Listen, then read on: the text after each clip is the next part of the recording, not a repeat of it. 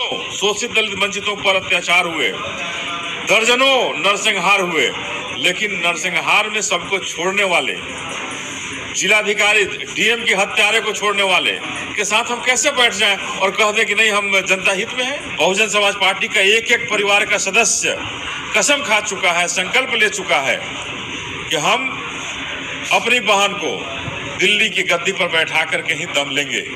न गठबंधन चलेगा न ये महागठबंधन चलेगा, ये दोनों गठबंधन ठगबंधन है। अन्य नेताओं का तरीका हो सकता है रोड पे जाकर के चीख पुकार करना, रोड पे जाकर के जनता को परेशान करना, रोड जाम करना, ये दूसरे नेताओं का तरीका हो सकता है। लेकिन बहुजन समाज पार्टी की राष्ट्रीय अध्यक्ष हमारी नेता प्लानर हैं और प्लान बना करके सघन कार्य करती हैं। इनके नेताओं ने अपनी पार्टी को नेशनल पार्टी क्यों नहीं बनाया, उसको राष्ट्रीय स्तर पर क्यों नहीं स्थापित किया?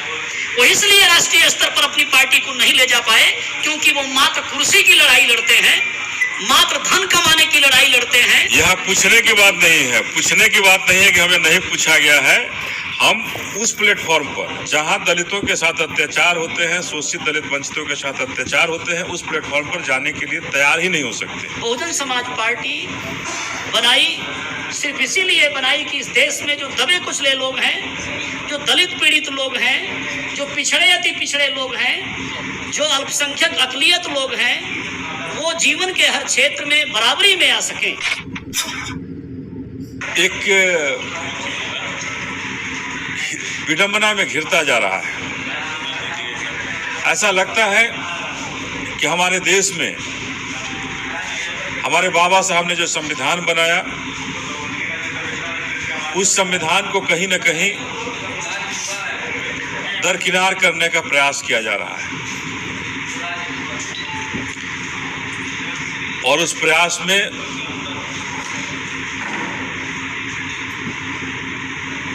जो दल हैं, जो अपने आप को कहीं गठबंधन और कहीं महागठबंधन के लोग कह रहे हैं, ये दोनों शामिल हैं। चाहे वो भारतीय जनता पार्टी का गठबंधन हो या कांग्रेस के साथ चल रहे महागठबंधन की तैयारी हो। अभी जिस तरह से महागठबंधन की बैठक बिहार में होने जा रही है, तमाम तैयारियां शुरू हो गई हैं कि बिहार के अंदर महागठबंधन की बैठक होगी, महागठबंधन का घोषणा होगा। तो मैं महागठबंधन की घोषणा करने वालों से बहुजन समाज पार्टी की तरफ से पूछना चाहता हूं कि आप जरूरत होता है महागठबंधन करते हो, लेकिन जनता के लिए, जनता के जो शोषित दलित वंचित वर्ग हैं, जिनके लिए बाबा साहब ने संविधान में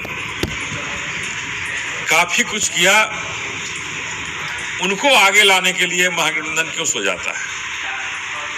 जब उस समाज पर अन्याय होता है तो बिहार की सरकार क्यों सो जाती है? चाहे वो राकेश पासवान की हत्या हो, मुन्ना पासवान की हत्या हो, या दर्जनों इस बिहार में हत्याएं हुई हो।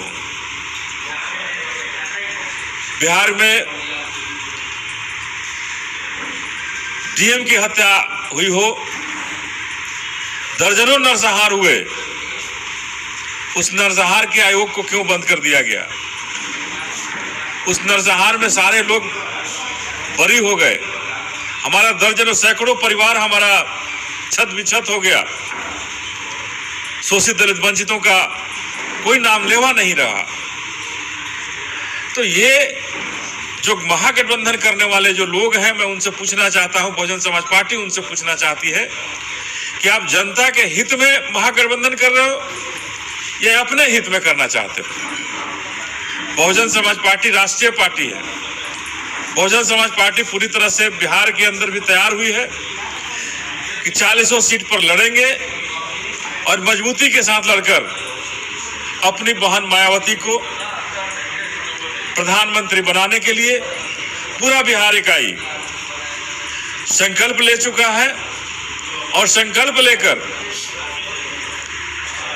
बिहार से दर्जनों सांसद बनाकर लाल किला पर न गठबंधन का झंडा फहरेगा, न महागठबंधन का, बहुजन समाज पार्टी का झंडा अपनी मायावती बहन से फहराने के लिए, नीलामय भारत करने के लिए, बाबा साहब के संविधान को पूरी तरह से लागू करने के लिए सब बहुजन समाज पार्टी का एक एक परिवार का सदस्य कसम खा चुका है, संकल्प ले चुका है कि हम अपनी बहन को दिल्ली की गद्दी पर बैठा करके ही दम लेंगे। न गठबंधन चलेगा, न ये महागठबंधन चलेगा। ये दोनों गठबंधन ठगबंधन है। ये दोनों जनता को ठगने का काम किया है और इस बार इसीलिए बहुजन समाज पार्टी निश्चित रूप से बिहार ही नहीं पूरे भारत में मजबूती के साथ लड़कर और भारत की सरकार, केंद्र में अपनी सरकार बना करके बाबा साहब का जो संविधान है उस संविधान को लागू करके भारत को आगे बढ़ाने का काम करेगी।